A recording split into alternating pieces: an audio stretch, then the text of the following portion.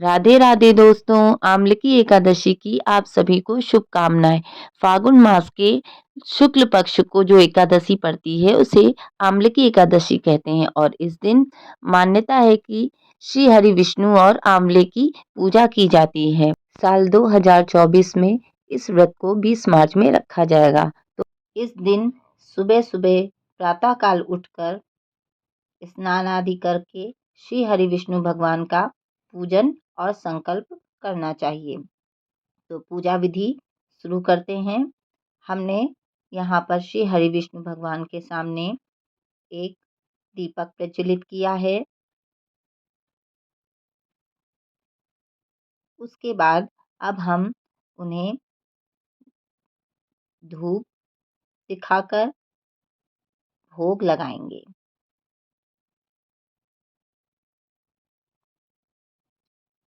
आज के दिन को रंग भरी एकादशी भी कहते हैं, जो भोलेनाथ और माता पार्वती संग खेली गई थी।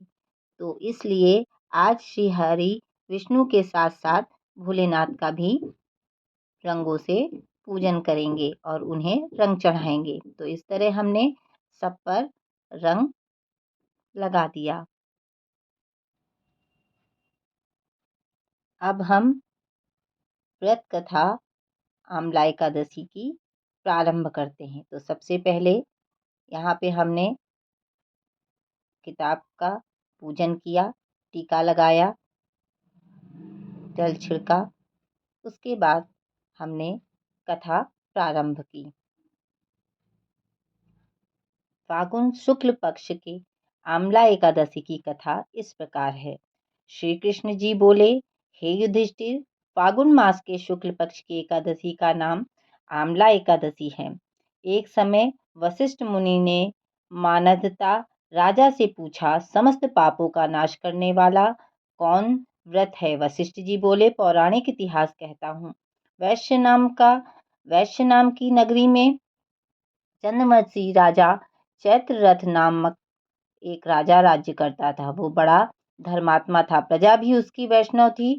बालक से लेकर वृद्ध तक एकादशी व्रत किया करते थे। एक बार फागुन माह के शुक्ल पक्ष की एकादशी आई और नगर निवासियों ने रात्रि को जागरण किया, मंदिर में कथा कीर्तन करने लगे।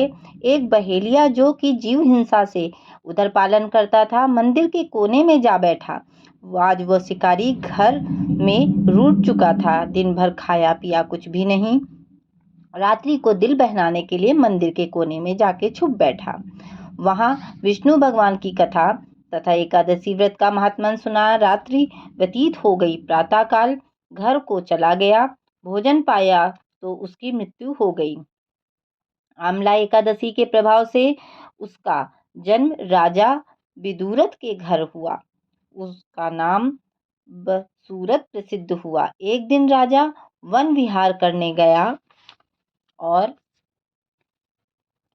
दिशा का ज्ञान ना रहा उसे। आप उसको पागल समझकर एक वृक्ष के नीचे वो सो गया। आज राजा के ने आमला एकादशी का व्रत रखा था। सोते समय भगवान का ध्यान लगाकर सोया।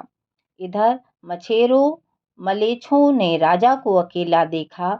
मलेच्छों के संबंधियों को किसी दोष के कारण राजा ने दंड दिया था।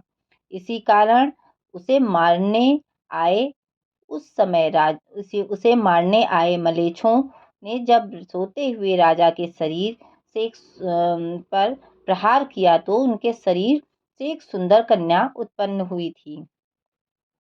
कलिका के समान अंट करके उसने खप्पर फिराया। मलेच्छों के रुधिर की भिक्षा ले कर अंतर्ध्यान हो गई।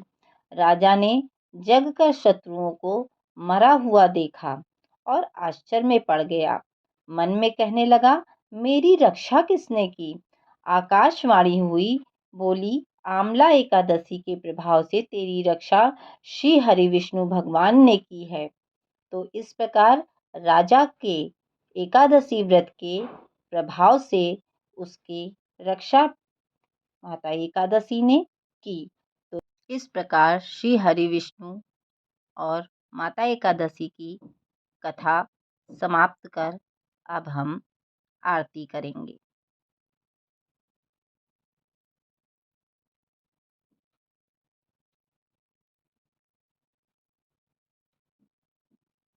हे नाथ नारायण वासुदेव, राधे कृष्णा कृष्णा हरे कृष्ण कृष्णा कृष्णा बोलो गोविंद, बोलो हरि गोपाल, बोलो राधा हरि गोविंद, बोलो श्रीमन नारायण नारायण हरि हरि, लक्ष्मी नारायण नारायण हरि हरि। गोविंद बोलो, हरि गोपाल बोलो, राधा रमण हरि गोविंद बोलो, श्रीमन नारायण नारायण हरि हरि। इस प्रकार आरती करके अब हम आंवले के वृक्ष पे भी दीपक जलाएंगे।